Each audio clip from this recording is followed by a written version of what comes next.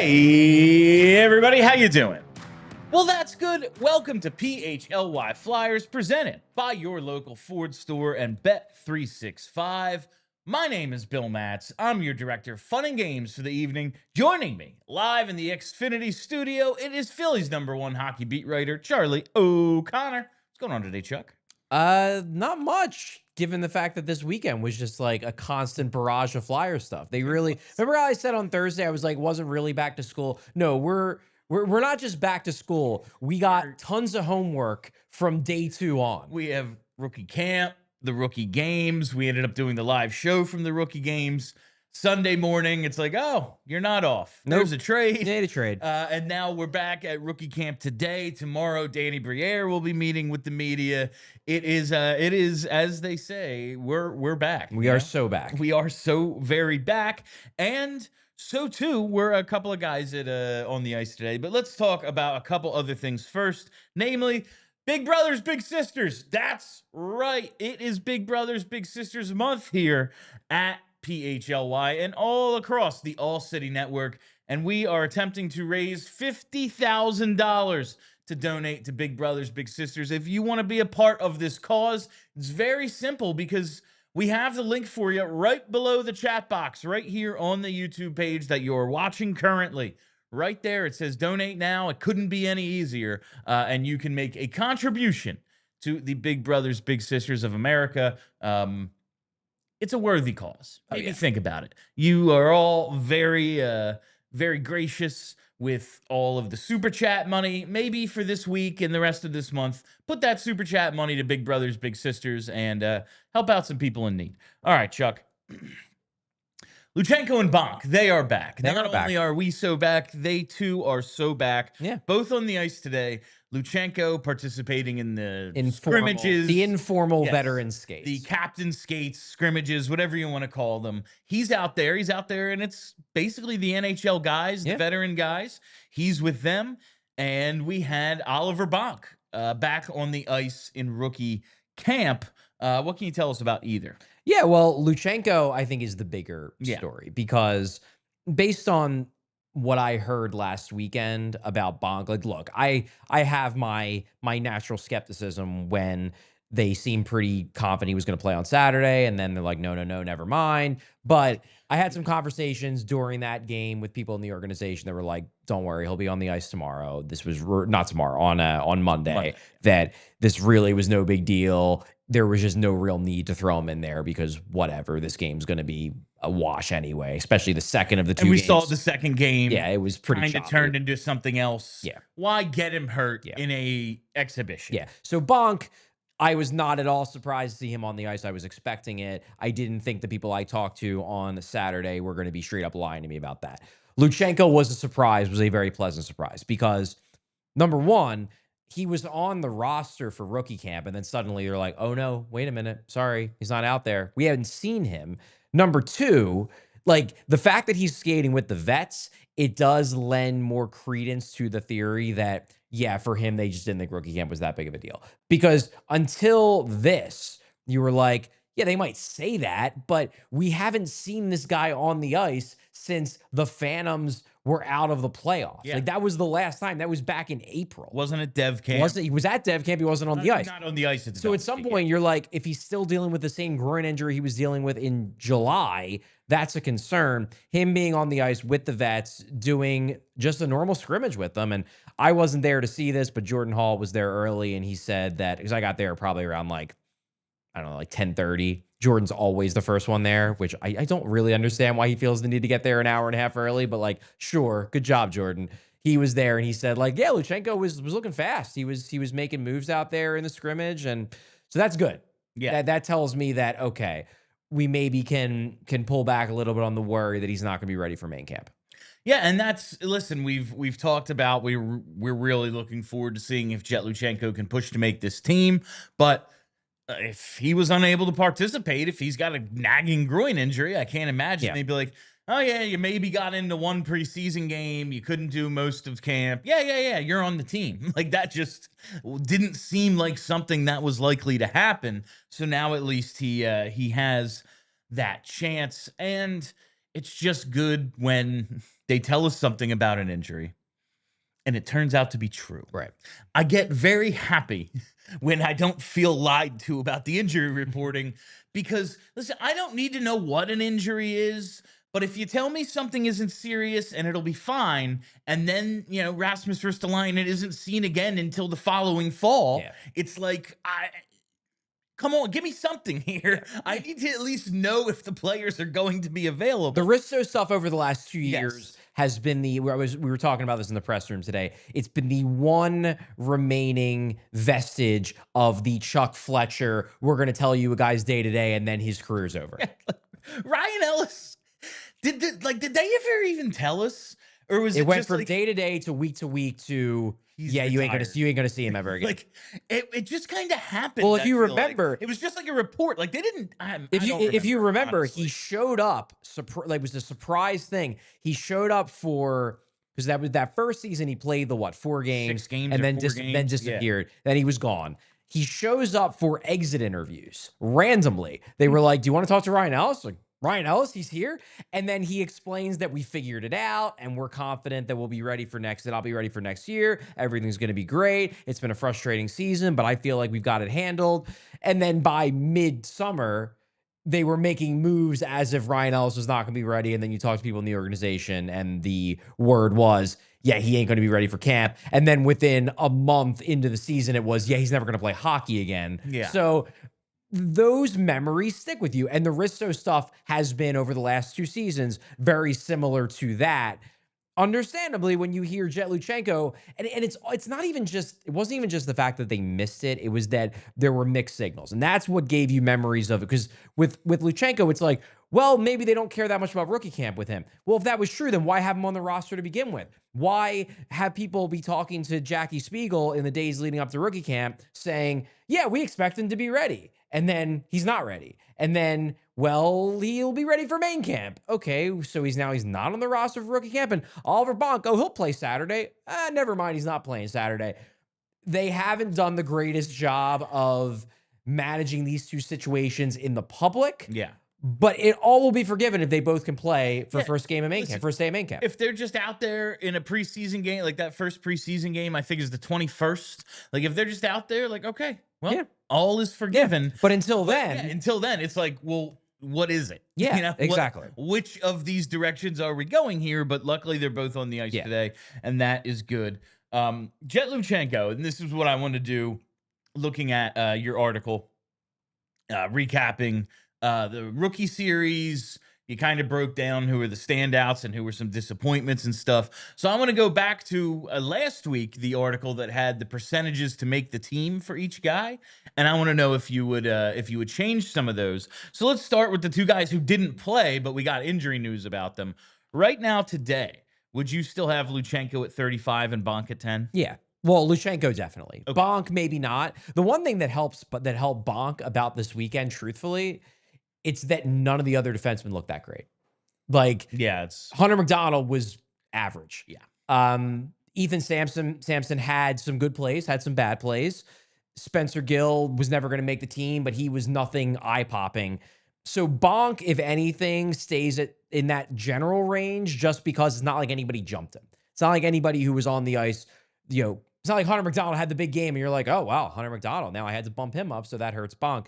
Luchanko is definitely the same because if he can play, if he's healthy, he's going to be in the mix. That's a fact. My main concern was, is he actually going to be ready for main camp? Well, he was on the ice today. Looks like he's going to be ready for main camp.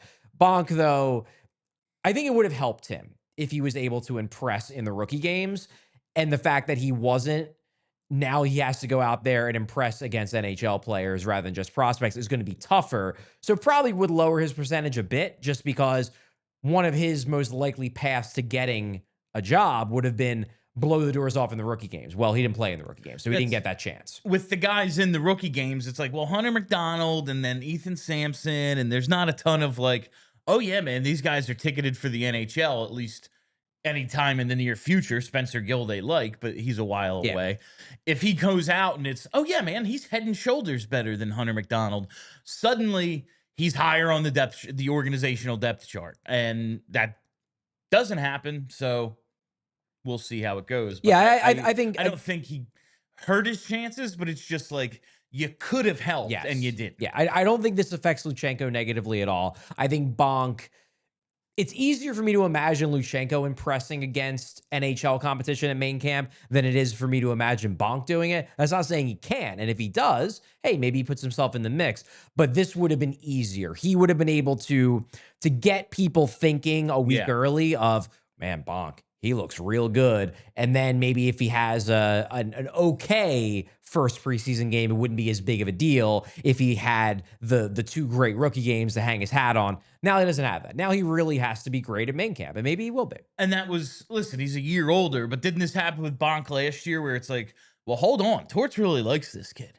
And then they saw him play and it was, Yeah. that's not happening. Not yet. playing the That's, pace that he needs we're to not, play. we're not there yet. Exactly. All right. So those are those guys. Before we get to the rest of the rookie game recaps and talking about those guys who played, we covered the Fedotov trade in a little emergency show yesterday. You can check it right here on the PHLY YouTube. It's like the next video down probably in the playlist. Yeah, probably. You'll see it right there. Check it out. Lots of people have. Is there anything come up, like just thought in your head about this trade that we maybe didn't talk about or you wanted to talk about more since then? Well, I think the one thing that I was thinking about more and more over the course of yesterday is why the heck Columbus did this. I don't get it, because here's the thing. One of the stated reasons why they did this trade is because they want to know that they have a third goalie that they can send through waivers who isn't going to get claimed, and they can have him in the minors and be like, okay, well, we can bring him up if one of our two guys gets hurt. And that's fair at first glance. But then you think about it. If that's true, and it's like, well, we're getting a goalie because we know that we're not going to lose him. Why didn't you just wait until the end of camp? Yeah. Claim him when the Flyers inevitably waived him, because you knew the Flyers are going to waive him. They more or less said that. Claim him then. Then, yes, the week of that claim would be a little bit iffy, because then they would have to waive him again to be able to send him down to the AHL, give the Flyers a chance to reclaim him. But you know the Flyers aren't going to reclaim him. They don't want him anymore. So I don't know why you give up a 6th-round pick just to avoid having to do waiver gymnastics for like 4 days in October. It just seems like Don Waddell just didn't feel like going through the paperwork, so he gave up a 6th-round pick just to not to be bothered with it. And look, a 6th-round pick isn't that valuable, but it's something. I just don't know why he just lit a 6th-round pick on fire so he wouldn't have to go through waivers for a little bit for like 4 days. Maybe just like thinking about it, because I was like, what? Why wouldn't they just wait? Yeah. Like, he's going to get waived. Yeah. He gets to go through camp. That's like the only benefit I can think of. And also, Columbus was a lot better than they were probably supposed to be last year. Waiver order, now, he probably gets through. But there is a really good chance, I guess there is not a good chance. There is some chance that he doesn't get to Columbus, because they are not like one of the 3 worst teams in the league. They're kind of in the middle. So they don't just get whoever they claim. Someone else could have claimed him. I guess that's true. But guess. but the flip side of that is, if that is going to happen, they're going to lose him anyway when they invariably send him through waivers at the end of camp themselves. I'm not saying it makes a ton of sense.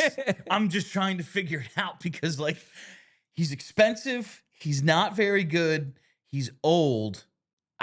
I don't know. I don't really know the reasoning for it at all. The only argument that makes some sense to me, and to me it's still not worth the 6th-round pick, but sure, is the camp argument. Is that you get him to go through camp, you get him to familiarize himself with the Columbus organization. Your goalie coaches can get a few extra weeks to talk to him. Maybe they can make some tweaks to his game that they feel like the Flyers didn't make last year. Like, that's the only thing that comes to mind. But other than that, I just don't understand why they paid a 6th-round pick to get a guy who they could have gotten for free in the beginning of October when the Flyers waived him. Just doesn't make a lot of sense to me. But hey, as someone who covers the Flyers, I'm like, good move, Danny Briere. And maybe there's some sort of, I'm trying to think, like, okay, so he's going to count 2.125 when he's buried against their cap. I know last year they got an exemption for being like below the floor when the season started, because it's like, well, yeah. Yeah, one of your highest We paid had players a $10 passed million, away. we had a $10 Yeah. million player who's Yeah. no longer with us. Yeah. Maybe there's something to that, but like, I don't know. I feel like the Provorov contract alone makes up the difference. I don't think they I are don't going to know. be. I don't believe. I don't think they were below the floor. They definitely have a lot of cap space, which is why it wasn't a big deal for them to pick up Fedotov. But I believe they are comfortably above the floor this year. Yeah. They are spending.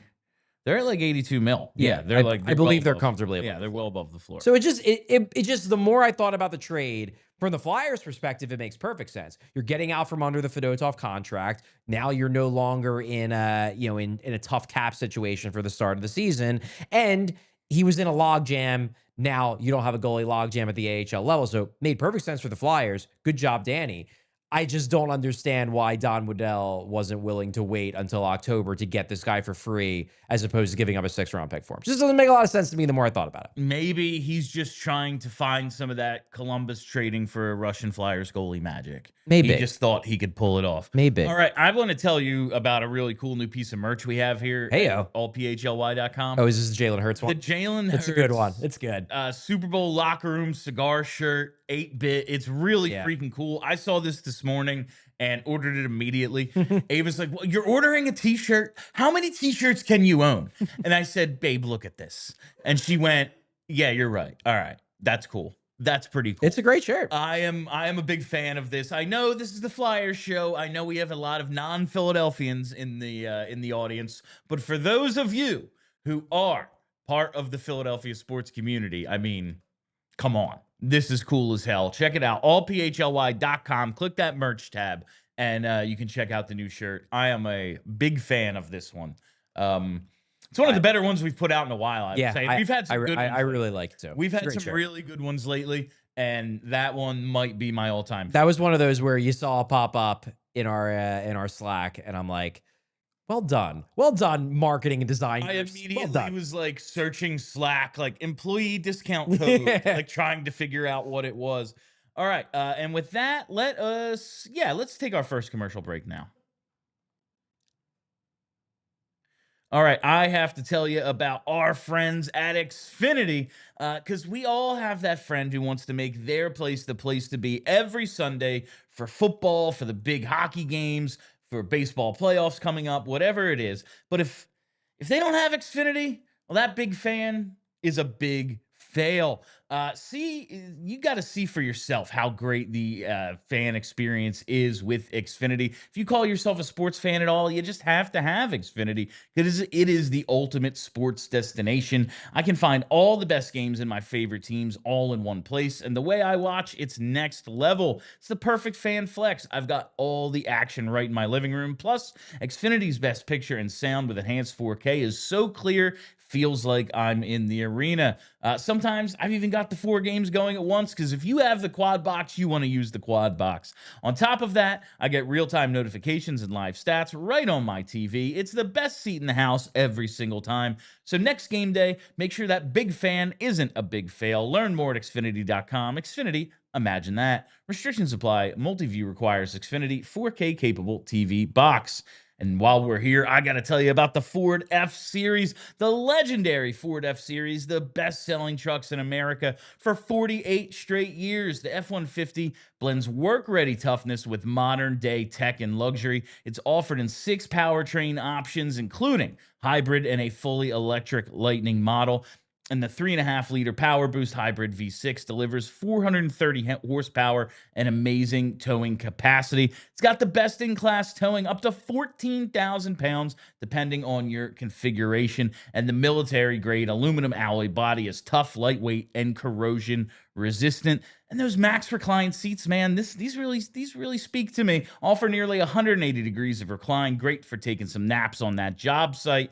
The Ford Blue Cruise hands-free highway driving system is available on certain trims as well. And you can get the regular Super Cab and Super Crew, plus bed lengths to fit your needs. For more information, all you got to do, visit your local Ford store. All right, before we get going with more Flyers talk, I see we have 67 likes. I'm looking at YouTube right now. We have way more than 67 people watching live right now. We got to get that to triple digits. At the very least, get that like button to triple digits. Get it done. If every single one of you just hit the like button right now, you could feed 2 podcasters. Good. It's true. It's very true. All right. Let's get to the rookie game recaps.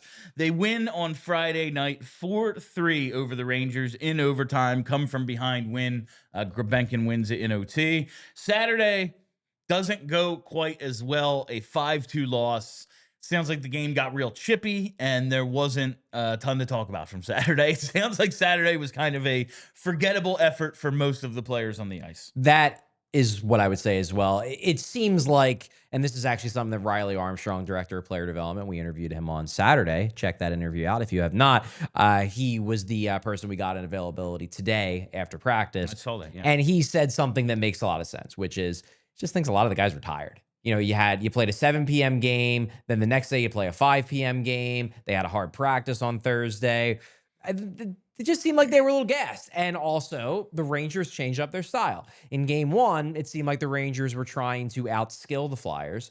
Flyers prospect pool is pretty skilled. It is. It's not, they don't have everybody. Obviously, didn't have Porter Martone, a few other guys like Murtag, Amico, Vansagi, guys in college. But I would say the Flyers prospect pool at the game and overall is more skilled than the Rangers prospect pool. But the Rangers prospects have one thing over the Flyers.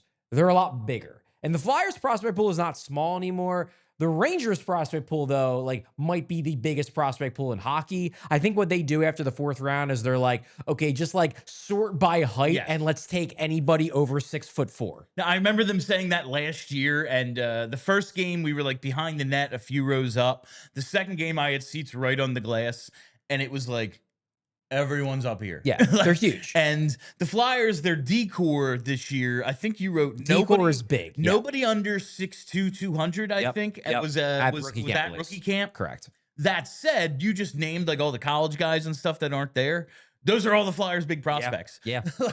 like we're talking about Murtag, we're talking about Amico, like Amico especially, Martone. These guys are big. Vansagi, like these are the bigger Flyers prospects, so it makes sense that they were able to bully them a little bit. Sawyer Bolton can't beat up everyone, I guess. Exactly, and they definitely in game 2 played more to that, where it was okay, let's just try to out physical them, and they did, and I think part of that too was that the Flyers prospects were a little tired, so they didn't necessarily have the same energy that they had on Friday to avoid the checks and avoid the chippiness. It just was a choppy game. It was not a particularly aesthetically pleasing game to watch. I did think, though, the one guy who, and this maybe shouldn't shock you, given his style of play, given the fact that he is a bigger guy who plays big, I thought Nikita Grebenkin was very well suited for Saturday style. And he was good on Friday, too. But I thought Saturday, he was one of the few Flyers prospects who still looked really good. And I think it's because he's made for that kind of game. Like, Grebenkin has absolutely got some offensive upside. He's got good hands. He can shoot. But what separates him and why we think he might be suited for a bottom 6 role and could make this team is he can play that style. Yes. In fact, he kind of thrives on it. And when you have that skill and are willing to do that, like, that does make you valuable. That's why we think Rick Tocchet could end up liking this guy quite a bit. I was really happy to read in your piece that, like, oh yeah, he was there to answer that. In fact, he thrived. He looked better than he did the night before when he still looked pretty good. And that excites me about Nikita Grebenkin, because I'm not exactly sure. Like, okay, he's got skill. He can score a little. Maybe he's net front or bumper on the power play. But really, what's his offensive upside? But if you can have that element too, now you're going to be an effective player. And I am looking forward to asking. You had Grebenkin at 35% to make the team when you wrote the article a week or two ago, outlining each of the guys at rookie camp and if they could possibly make it out of camp. Grebenkin at 35, he had 2 really good rookie games. He was physical. He scored a game-winning goal. Would you raise that 35%? Yeah, I'm not going to give you an exact number of what I would raise it to. Do you think I would raise it? Are better than the weekend? Yes. I believe he helped his chances over the weekend because he played exactly the way that he's going to have to play if he's going to make this team. He played a physical game. He's really good below the goal line. That's where his playmaking ability shows the most. He goes to the net. He's chippy. He's physical. He threw a couple really big hits, but he also showed puck skills. I thought his playmaking in game 1 was more limited to what he did below the goal line behind the net. I thought his playmaking in game 2 was more wide ranging. He had a really good play because he had 2 primary assists in Saturday's game. The second primary assist he had, he like basically went through like 2 guys in the neutral zone and sort of just like pushed the puck ahead to let one of his guys get it. And that's how the goal happens. But that showed, number one, the drive that he has. But number two, that's in the middle of the ice. That's not below the goal line. That's not along the boards. I mean, he was fighting through contact in the middle of the ice to push the puck forward. That to me looked like an NHL caliber play. And that was exciting to me that he's making plays not just in his preferred zone, but in the entire ice surface. That was exciting. When I first saw the highlight of that play, I was like, oh, well, he must be the one, because it was like a zoomed out, like screen grab. So I wasn't exactly positive what was happening. I was like, oh, well, he must be the one collecting the puck, and then he's going to get it over to the other guy. And then that guy just took it and scored. Yeah. And I was like, oh, Grebenkin made that happen in the middle of the ice and got the puck to that spot. Okay. Yep. That was impressive. And I did really like from your piece, I pulled this one quote out, Charlie. Grebenkin has one clear aim in the offensive zone: get the puck down low and then go to work. It was highly effective over the weekend. And this is just one of those things when I'm watching some of these, when I watched Alex Bump, and we'll talk about him, when I watched Grebenkin, what I saw out of Michkov last year, I don't think it's crazy. Like, yes, this is going to be an adjustment for the Flyers to go from the last 2 years of block a shot and run your ass through the neutral zone. We are trying to get a 2-on-1. Yeah. That is our entire offensive philosophy, is 2-on-1s. But it's not crazy to me that they could actually maybe excel at this possession game a little bit. Now, we're talking about young guys. We're talking about guys who are going to have to adjust to the NHL, become everyday players. But, like, I think they have dudes who can do it. Yeah. Yeah. I would agree with you. I think with Grebenkin, it's like, the big question for him from is he going to make the team standpoint? Number one is going to be, is there space? Yeah. Because if Jett Luchanko is on the team and Alex Bump shines, you're like, how many of these guys can you throw on the roster? Who gets pushed out? Unless people get injured, I don't know if they can fit everybody.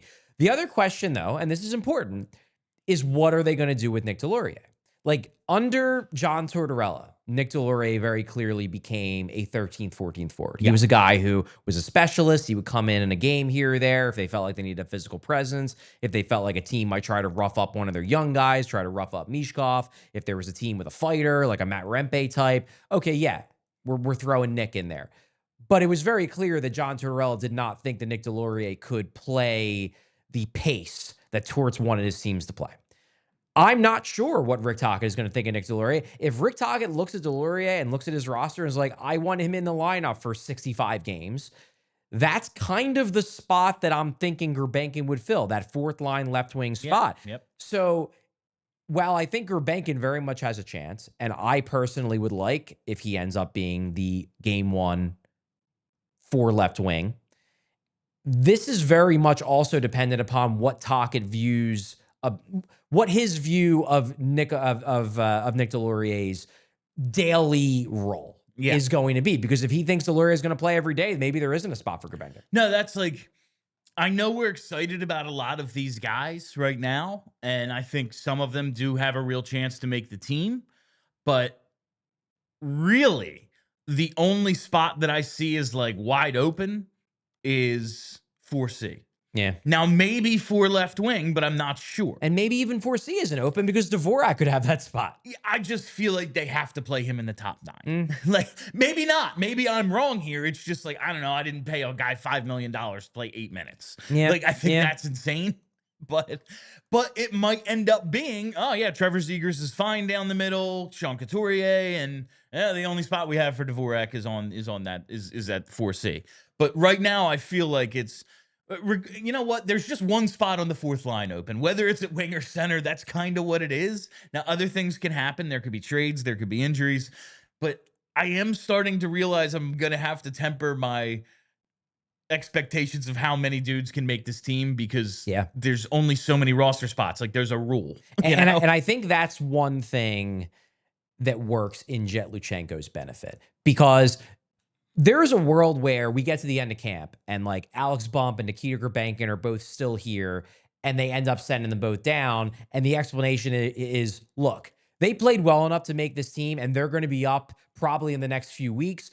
But honestly, there just isn't room. Yeah. Like all the spots are filled and they didn't play so well that they absolutely have to be here. So they're not going to be hurt by playing a couple weeks down in the minors. Whereas with Luchanko, it's an either or. Yeah. So he might get on the roster. He could be one of the reasons why they send down Grebenkin or Bump, because it's like, well, with those guys, we could bring them up by October 20th. Yeah. With Luchanko, if he doesn't make the team, he's gone. He's gone for the rest of the season until his junior year is done. And maybe not even then if they actually get to the playoffs and go on a run, or if he gets traded to a team that's good. So that could end up working in Luchanko's favor, that with guys like Grebenkin and Bump, not that big of a deal if we send him down for, 5 or 6 games. Whereas with Luchanko, he's got to make the team or else he's out of the picture for the rest of the season. That's 1 or 2 of those AHL eligible guys affects not only themselves, but like Luchanko as well. Right. Whereas Luchanko, it's just, you're here. Yeah. The other guys, if they make it, well, now we have to make a decision we don't want to make. So if it's a tie, I do think, Luchanko has the leg up just because we can always get them again. Exactly. We can bring them up tomorrow. It's just, we need to figure this out today. I'm just thinking back to Joel Farabee. Joel Farabee didn't make the team out of camp. He was up within like 2.5 weeks. It was like, why'd you send him down? Did you do this to mess with him? I feel like you did. Maybe a little. Yeah, I think so. Is that where it started? Like, do you think it started right there? No. They liked Joel Farabee for a really long time. Not the front office. Oh, okay. The coach. But that was you're going back. That was AV. No. That was Elaine Vigneault. I'm thinking about some other situation. Yeah, because Farabee's rookie year was 2019, 2020. That was the Elaine Vigneault year. Situation. Yes. That was AV. All right. Let's hit on another guy you thought was awesome. He only played in Friday's game, and when we spoke to members of the Flyers organization, they're like, yeah, we saw what we need to see. Yeah. Denver Barkey. He was great. Denver Barkey was really good on Friday. And on Friday, there was a lot of standouts. And it was maybe because it's like we're hoping for him to be so good. But also there's that, all right, we'll see. I'm hoping. And then he comes out. And once again, it's, yeah, man, every time Denver Barkey touches the ice, he's good. Doesn't matter what level. And he does it again. Like he did this 2 years ago in the rookie game when he's, 18 years old at the time. And now last year he missed it because of mono. He comes back out this year after missing development camp, the on-ice stuff, being banged up, long Memorial Cup run, got hurt in the OHL playoffs. He was maybe the best player on the ice Friday night. He was really good. What I'll say about Barkey and about Barkey's chance, because I get it. I get, especially for the fans that were at the game or watched the game on a surprisingly solid stream from what I heard. It was very good. It wasn't bad, much better than last year. So people were actually able to see what was going on. I get why people are excited and why they're thinking, ooh, maybe he could surprise. And maybe he could. But I will say that the vibe I was getting from the people I talked to on Saturday was, let's take a step back here. That, look, if he goes out there in the NHL preseason games, and not just the first one, but like has a real good first game and earns a second game, and then he has a real good second game and earns a third game, and then we're down to the final couple games when it's basically NHL rosters and he's still killing it, he would have to play so well that it would look bad to the rest of the team that he got sent down for him to make this team. They are still expecting him to eventually hit a wall and eventually have a just okay or a slightly below average game in preseason, and then they're going to send him down, which is where they expect him to be. Barkey basically has to make it so they can't not put him on this roster for him to have a shot, because they believe that he needs what I had heard talking with people with the Flyers. It's not that they don't think he is working hard in the gym. It's that they believe that he just, like, he needs to be stronger than the average player from a pound for pound standpoint to really be able to do what they think he will eventually be able to do at the NHL level, particularly in the lower body. Like, he needs to get a lot stronger in his legs. Not that he's weak in his legs, but just that, like, I think back to, you ever seen the image of Marty St. Louis' legs? Yeah. Like, I don't think he's ever going to get to that point. No, that dude's Quadzilla. But my point is that he was a small guy who realized that if I'm going to thrive at the NHL level, my lower body has to be ridiculously strong. And I don't think they think Barkey's there yet. It's going to take some time. Like, you can't just Oliver Bonk has a bigger frame to begin with, but I don't think like just eating 9 drenched Jersey Mike subs is going to do it for Barkey. Like, it is going to be a project, not just, oh yeah, I put on 20 pounds in a summer and now I'm ready to go. Like, it's going to have to be a thing that comes along. He's a very fit guy. Yeah. But unfortunately, because of his inherent physical limitations, he has to be more than just in good shape. He has to be very, very strong in certain areas of his body to be able to play the style he wants to play at the NHL level. Yeah, and it's just going to take some time. And it was when we were talking to Snowden and Riley Armstrong, especially on Saturday, it was like, no, we do the same thing. We have to temper our own expectations because we see him and he's so good. And it's like, I know. Like, I know it's not going to be this easy for him, and he's going to hit a wall, and he's going to have to figure out how to play at this size. But yeah, man, we're excited too. Like, we watch this dude play, and it's like, this is great. But if you're asking, would I raise the percentage from 3%? Sure, I would raise it from 3%. Yeah. Yeah. Oh no, great. If we're raising the percentages, yes, but it is still single digits. Yes, definitely still single digits. That's because it's just not about like, okay, you look good against rookies. What happens when it's Jacob Trouba? Yep. You know, exactly. Like that's what it happens. And listen, I would love for Denver Barkey to make this team. I would love for Denver Barkey to be the outlier. Like, oh yeah, he's just awesome. Doesn't matter. He'll put on the weight eventually, but he's good enough right now. It's just like, all right, take a step back. Take a quick step back. Also, one thing I do want to point out at Denver Barkey, I respect the Flyers organization's commitment to pretending that he's actually 5'10". Like, they actually put that on their rookie camp, like their rookie camp roster. There is no way that man is 5'10". Not a chance in hell. You think he's like 5'8"? I looked at his combine measurements. He measured into the combine at 5'8.75. So you round up to 5'9". Yeah, okay. I do not think he is now 5'10". It seems unlikely. He was under 5'9" at 18. Yeah. Like, I don't know. I stopped growing in the 6th grade. Like, this is how tall I was. Almost 6 feet tall, like in the 6th or 7th grade, and I haven't grown a centimeter since. Like, I don't know about like guys who have growth spurts at 18. I guess it happens. It happens to some Joel Embiid grew like another 2 inches after they drafted him, they said. But like, I doubt the dude who's this high is like, oh yeah, and then at 19 he grew. Like, seems unlikely. It seems unlikely to me. It just seems But unlikely. I do appreciate the Flyers trying to give him the little, like, no, he's actually 5'10", we swear. Really? It's like, really? It's like the Allen Iverson listed as 6 foot, and it's like you meet him and it's like, yeah. Yeah. Really? Like, let me put it this way. I am somewhere between 5'7" and 5'8", and me and Denver Barkey ain't that dissimilar in terms of height. It's not that dissimilar. Right. I'm willing to acknowledge maybe he's a little bit taller, but I don't think he's 3 inches taller than me. All right. Let's throw it to our second commercial break. You all know, I have been telling you for years, I might not be the smartest or the most responsible when it comes to my finances. And that's simply what makes Monarch so great, is even a dummy like me can figure it out. If you maybe need a little bit of help with your budgeting, or you just want to use one of the tools that experts and analysts all say is one of the, if not the best budgeting app. That's why Wall Street Journal named it 2025 Budgeting App of the Year. You got to get with Monarch Money, because Monarch is built for people with busy lives. And if you've put off organizing your finances, Monarch is for you.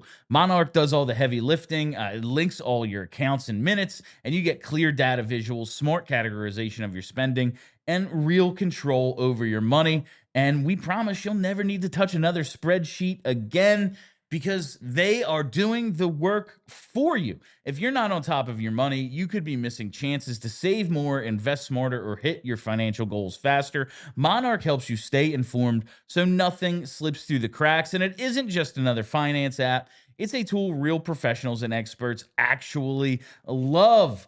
So if you want to get a better handle on your finances, don't let financial opportunities slip through the cracks. Use code PHLY at monarchmoney.com in your browser for half off your first year. That's 50% off your first year at monarchmoney.com with code PHLY. And listen, when you have all that money saved, now you've got a little bit more to spend on the online casino. Heyo. Whether your favorite team wins or not, there's always another way to win at the BetParks online casino app. You got to check out brand new casino games like Huff and More Puff and the BetParks exclusive Fireblaze Sky Queen. That's the only app I use to play all my favorite casino games right in the palm of my hand. They've got blackjack, they've got roulette, they've got craps, poker, baccarat, and hot online slots like Cash Eruption, 88 Fortunes, and Cleopatra. They've also got slots based on your favorite streaming shows like Squid Game and Breaking Bad. And right now, new users can get up to $1,000 casino bonus back if you're down in the first 24 hours. So just go to betparks.com and download the app right now and enjoy all the action and excitement from the casino at your fingertips. You must be 21 or older and in PA, Jersey, Maryland, or Michigan for BetParks. You love to play. You play to win. You bet. BetParks. Gambling problem? Call 1-800-GAMBLER. All right, let's talk about Alex Bump, Charlie, because you gave him the best chance to make the team in your article. 45% a couple of weeks ago. We thought he looked pretty damn good on Friday. Didn't cash in, but was creating opportunities. The line with Nesbitt and Tuomaala was really freaking good, I thought. Held pucks in the offensive zone. I swear their first shift was like 3.5 minutes long. They were out there and there's an offensive zone face-off, and I'm like trying to look. I was like, and then Mertitas and they're on the stream and they're like, oh yeah, it's Tuomaala. They're still out there. They were out there for like 3 minutes. And they had the puck basically the entire time. Whenever they were out there, good stuff happened. But Bump doesn't cash in Friday. Not a ton of anything happened on Saturday. So what do we think about Alex Bump and the impression he made following his awesome development camp and the AHL experience he got at the end of last season? I would say he was good, but not overwhelmingly so. Friday, he was better. Saturday, I thought, like a lot of the players, he looked a little tired. He wasn't as effective. He still made some plays. He easily could have finished with 2 assists. He had one really, really nice pass to Matthew Guard. It was a rush play, and he basically, the more I watched the replay, first I'm like, oh, maybe he just missed Guard, because all Guard really would have needed to do was have his stick down and redirect it and would have went in. And at first I'm like, ooh, maybe Bump just missed that pass. It really looks like on the replay, Guard just didn't have his stick down. Yeah. If Guard would have just had his stick on the ice, that's a goal. And then there was another pass he made to Ty Murchison that Murchison rang off the post. So even in a game where Bump, I thought, was okay, he could have easily finished with 2 assists had his teammates actually finished on their chances, and he was better on Friday. So I think he was good, but it wasn't to the degree of, oh man, he definitely has to make this team good. It was, he's a well-rounded player. He's clearly an NHL caliber player. He's going to play in this league, and he'll probably play in this league this season. But it wasn't, he needs to be on this roster for game one. If he wasn't he's not that in there, good. if he's not in there game one, it's a travesty. Exactly. Like it wasn't that sort of It wasn't that performance. level. I did say Saturday, like just having watched him Friday, I need to see him at some point play with Matvei Michkov, because I've never seen two guys where it's the whole reason we're out here is we get pucks to the dangerous areas. Yeah. Like they just, whether they skate it, whether they pass it, whether they elect to shoot, like their whole reason for being on the ice is to simply take the puck to the net or figure out a way to get the puck into the net. And that's really exciting, just having that mindset. And we go back to Grebenkin there. Yeah. Like this is kind of why I think they could potentially be a better possession team than they were the last couple of years, in which, you know, they never had the puck, basically. Yeah. They either were on a rush or defending. I think they have it, and it's because they have guys who, one, strong on the puck, and two, know what to do with it once they get it. I actually thought the part of Bump's game that impressed me the most, maybe not even impressed, but surprised. It surprised me how good he was along the boards. He was Yes. really good at winning battles along the boards and then bringing the puck off the boards to get it, not even necessarily into dangerous areas, but at least to get it into a position where then he can get the He can puck make to a a play, dangerous yeah. area. He was very elusive, but he was also strong enough physically that if he had to go through someone along the boards to win a puck back, he could. And he did that a lot. That was one of those like, oh yeah, he's going to be in the NHL soon. And look, I might lower his percentage a little bit, but not dramatically. If he goes out there at main camp and the preseason games and looks good, I still think he makes this team. It just wasn't, and I know this is a hard person to compare him to, it wasn't Matvei Michkov in the first rookie game last year where you watch him, you're like, oh yeah, this guy might be one of the best players on the NHL team right Yeah, off the jump, not just like, is he going to make the team? Mishkov was out there last year, and you were immediately like, oh, Yeah. yeah. Yeah, this This dude. is an NHL player. This dude Like, is this this dude is not just an NHL player. a good one. He's an above average Yes, NHL player he is right now. so much better than everyone out there. Yeah. Like, it was very, very obvious. Bump was making stuff happen, and that did impress me. He's making plays with the puck, carrying the puck, passing it. But when he didn't have it, he was relentless Yeah. in winning a lot of those battles. And he did do one of the things that I was hoping to see, because we've talked like, yeah, man, he likes to carry the puck into the middle of the ice a lot, and that's all well and good. But what happens when some behemoth steps up on him? Yeah. They're just bigger and stronger in the NHL than they are in college. He did make one of those plays where he stepped off of the wall with the puck, is carrying it to the middle, defenseman steps up, and he is smart enough to dish it to an open man who the defenseman left. And I was like, okay, there you go. Didn't get elbowed in the head. Didn't get knocked out. You made the smart pass and didn't just try to bulldoze your way through. Cool. Good to see. Nice decision. And just those little things that get me quite excited about the prospect of bumping, a few of these guys. I got the sense talking to Riley Armstrong on our show on Yeah. Saturday and then talking to Riley again today after practice that maybe they didn't come away with their minds blown by Alex Bump, but they came away impressed. And I don't think he hurt his chances dramatically of making the team by what he did in these rookie games this past weekend, despite the fact that he finished with a big old goose egg on the score sheet. Maybe not the, blow everyone away, screw camp, he's on the team sort of performance, but confirmation of, all right, we know what this guy's good at, and we saw him do all of it. Exactly.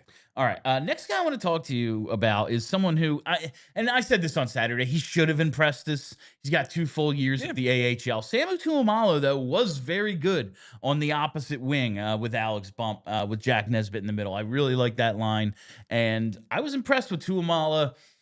Much like Bump, like it wasn't just Bump winning those battles. On the other wing, we saw Tuomaala pick a guy's pocket with a good stick lift to keep a possession alive. We saw him mixing it up down low a little bit, getting into scrums. He looked like he's getting the message that we need a little more out of you. Yeah. Well, we talked a lot about this on our show Saturday. Yeah. First, I mentioned it, then Maddie echoed it when she came on the show, that he was much more physical and much chippier than we've really ever seen him play before, both over in Europe and at the AHL level. I would say one thing that impressed me, aside from that, which it plays into it, he had a good game on Friday. Okay. He had a good game. He was making plays. He was noticeable. He was physical. He didn't score, but I thought he was impressive. He was not playing as well on Saturday. And that's where you're like, ooh, there's the inconsistency. Maybe he's a little tired, whatever. They move him off the top line. They move him down. He's on a third line. They moved Alexis Gendron up to that Nesbitt bump line because he was looking very good. And rather than pout, Tuomaala then, if anything, amped up the chippiness and eventually drops the gloves and gets into a fight. And then comes out of the penalty box and immediately sets up Carson Bjarnason for a quality chance. I like the fact that he didn't have his A game on Saturday, but he was still bringing the energy. He pulled himself out of his comfort zone. This is not a fighter we're talking about. He is not a guy who's going to drop the gloves much at all. I don't even know if he's ever fought before in a pro game. It would surprise me. But he did it. And you know what? I guarantee you the guys watching up in the press box, the Flyers brass, they appreciated that even after getting pulled off the first line, he didn't sulk. He was just like, you know what? I need to make an impression somehow. I'm going to do something that is not something I'm usually asked to do, but it's going to get me noticed. I like that out of Tuomaala. I do. I like that as well. And, you know, Brent Flair said to you, like, we got to figure out a way because he's not going to play over Michkov. He's not going to play over Konechny. Yeah. So we have to figure out a way to get him in a right wing bottom six role. Can he be trusted with it? And it seems as if he is working towards that. My question, though, is like just based on you had him at 5% to make the team, based on organizational depth chart and available roster spots. Maybe he was impressive, but would you really raise his percentages that much? No. Even though it was like, oh, yeah, he was good. He was definitely good, and we were all impressed. It's just like still he's below other guys in the depth chart. No, I think he doesn't have much of a path to making this team out of camp, but his path basically is outplay Alex Bump for a top 9 role, hope that Luchanko isn't that impressive, and then be really, really good in the preseason games. He was good in the rookie games. He wasn't really, really good, and Alex Bump was still better than Samu Tuomaala in the rookie games. So it's still very low, but hey, if he goes out there in the preseason games and kills it, maybe he changes the direction of this whole thing. All right, the last guy I really wanted to talk about is Hunter McDonald, so I want to get to him. You had him at 15% to make the team, and I don't think anyone was blown away by Hunter McDonald's performance over the weekend. Yeah, I didn't love it. I don't think it was bad, and I do think that on Saturday you saw more of the nastiness that is, a huge part of his game. It's one of the big reasons why they love him as much as they do. It was a nastier game. It makes sense that he was more physical. He was mixing it up more. So I like that. It's not gone. Friday, he was okay. Wasn't great. I didn't see much progression year over year from where he was in the rookie game last year with the puck versus where he was with the puck in these sets of rookie games. I don't think he was awful, but I wanted to see more from him. If he's going to make a dark horse case to make this club out of camp, I feel like I should have seen more. I didn't see enough to make me think, ooh, Hunter McDonald, maybe he should be in the mix here. It just feels like and we talked, like maybe, I still think they're high on him, but maybe they've taken a couple of guys who do some of the same things as him recently, and it's like, yeah, we're not as crazy about the idea. We don't need this guy to be in the NHL the way we did a couple of years ago when he was our favorite defensive prospect. We've had a couple of drafts since then, and now it's maybe the organizational attitude is changing a little. That's just me guessing based on how he's progressed and what they have spent some draft capital on lately. But I was hoping he would be further along by now based on what I've seen. He just kind of seems like, I don't want to say this is what he is because he has more runway, but it is a guy.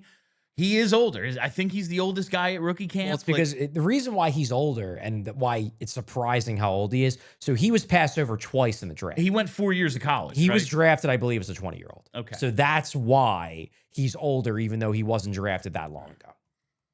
Yeah, that sounds familiar. Yeah. Okay. I'm hoping there's more there with him just because I like him. But like, I'm starting to think maybe when you're like, oh yeah, not a ton of progression year over year, maybe this is what he is. And maybe he could hold his own in a bottom, like a bottom pair NHL role, but it just feels like guys are moving ahead of him. I'm just starting to think that because I do believe he will play in the NHL, that when he makes his NHL debut, it's going to be because guys got hurt and they had to make a call up rather than him banging down the door at camp. Where did he play any on the right on Saturday? No, he was pretty much exclusively on the left. He was mostly with Luke Vluswick, I believe, again, and that was pretty much the left side. Okay. I noticed him have a couple of shifts where he was on the right point on Friday, and I wanted to see if maybe it was just a thing that happened, like he was the first one out the door, the left guy was still out there, or maybe they were trying to cross-train him a little because, listen, we have no idea what's going on with Risto. Yeah, the thing with that makes it tough is the guys who can usually play their offside on defense tend to be the really good puck handlers because they're the ones who can make more plays on their back end because you have to do that if you're playing your offside. And I just don't know if you can trust Hunter McDonald to have those kinds of puck skills to be able to thrive when he's not on his strong side.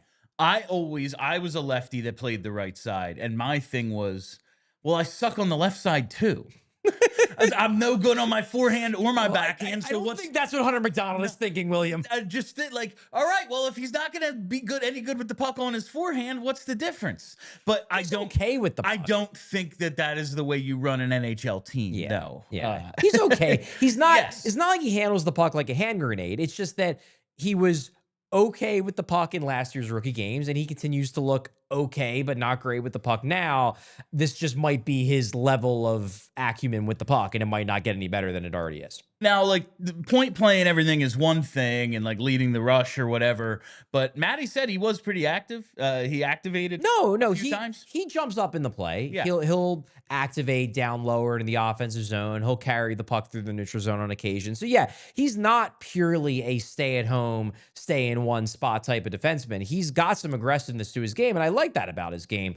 It's just that he's also not making big old plays with the puck either. We only got 5 minutes left, but we're at 190 likes, so close to 200. 200, let's baby. Get that to 200. Let's go. All right, 5 minutes left. I think we have one super chat. Okay. Is there anyone left on the list you wanted to talk about? I mean, there's a lot of guys I could talk about. You have Ethan Samson on the list. I actually thought he was the most impressive of all the defensemen. Now, it helped that Oliver Bonk didn't play. I'm sure Bonk probably would have been number one on my list had he played. Samson made a lot of mistakes, but he probably was the most noticeable in terms of making good plays. He had a spinorama breakout on Saturday. He had a snipe of a goal as well. He made some plays. He was showing some skills carrying the puck. There's something there with Ethan Samson. I'm paying closer attention to him now after watching him in these two games because he showed something to me. I feel like everything I've read about Ethan Samson, he's just one of the guys where it's like, yeah, the little talked about Ethan Samson, and then it's, oh yeah, he looked okay actually. So maybe there's something there. What'd you think of Bjarnason? Bjarnason, he looked rusty. He looked rusty, especially in the beginning of game one. Beginning of game one was rough. The numbers don't look good for Saturday, but I really don't think he was bad. I think it was just he got hung out to dry a couple of times. Well, there was one where it was a tap-in goal and a 5-on-3. Like, I'm not going to pin that on him. Yeah. What are you going to do? He was okay. He looked rusty. Hopefully he'll look better as camp progresses. Alexis Gendron scored a shorthanded goal the one night. He was impressive. 2 goals in the series, actually. Yeah. Had a snipe of a goal on Saturday. It's interesting that he was the one who replaced Tuomaala on that top line because he played a style. They had him on the penalty kill. Obviously, he had the shorthanded goal. What they're asking Tuomaala to become from a mentality standpoint, I feel like Gendron might be closer to embracing that than Tuomaala is. Now, I think Tuomaala is more skilled, probably, especially in terms of puck handling, because Gendron has a great shot and he's very quick. Tuomaala is probably a more skilled player, but Gendron might be closer to embracing that bottom sixer role guy. It might just be more natural. Might be more natural to him than it is to Tuomaala. You love Spencer Gill. What did you think of? What did you think of Gilly? He was okay. He was okay. I don't think he was amazing, but he made some plays. He was maybe the most consistently effective puck moving passer on the back end in the games. I think Ethan Samson was a better puck moving puck carrier on the back end, but Spencer Gill initiated a lot of breakouts. I wouldn't say he was incredible, but he was fine. All right, and finally, my guy Sawyer Bolton. Is he going to be our next heavyweight champ? He doesn't even have an NHL contract, William. He's on an AHL only deal. I will say, for now, I was impressed that he made a point to very clearly get a revenge fight in against Vaughn, the Rangers guy, because Vaughn beat up Gaucher, and then later in that period, Bolton went after him, beat him up, and from what I heard, Vaughn broke his hand in the fight. I believe somebody in our press room mentioned that. So I don't think he even got a shot in. So Bolton really took a number out on him. I didn't even see him land a punch, and he broke his hand. Yeah, Jack Nesbitt is the only other one. I just, from your article, you wrote in the offensive zone, Nesbitt's work was a bit Sean Couturier adjacent, and that should speak to the level of hockey IQ he showed. I think if you are a pro Nesbitt person, you should probably, like, Couturier is a good best case scenario, like potential upside.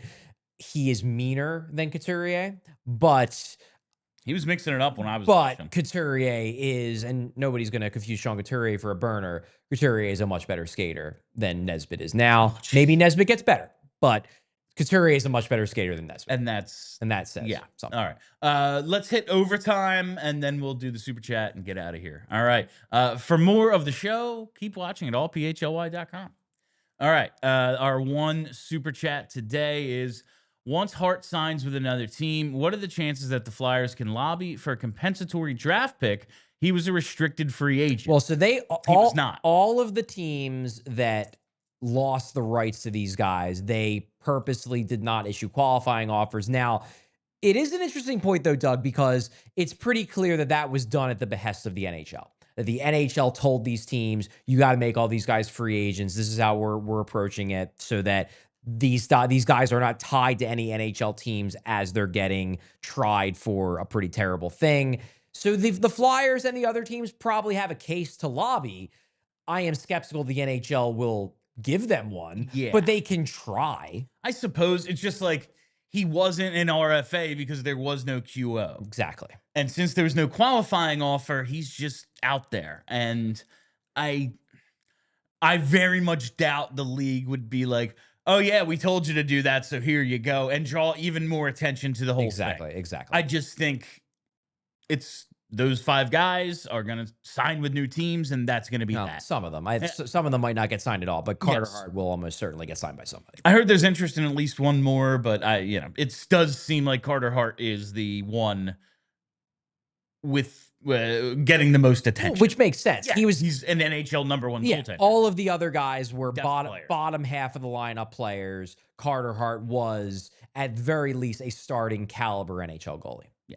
All right, so that is that, and that is all the time we have for you on PHLY Flyers today. Thank you all for listening. Thank you for hanging out. If you haven't already, you got to hit that subscribe button. Follow us right here on YouTube. Catch our show live every day at 4 o'clock. And hit the like button. We need the likes, so hit it. Follow us on all the socials at PHLY_Flyers on Twitter. Follow the podcast wherever you get those. Just search PHLY Flyers. That'll do it for us. I am Bill Matz. That is Charlie O'Connor. Till tomorrow, be excellent to each other. We all silly like the mayor.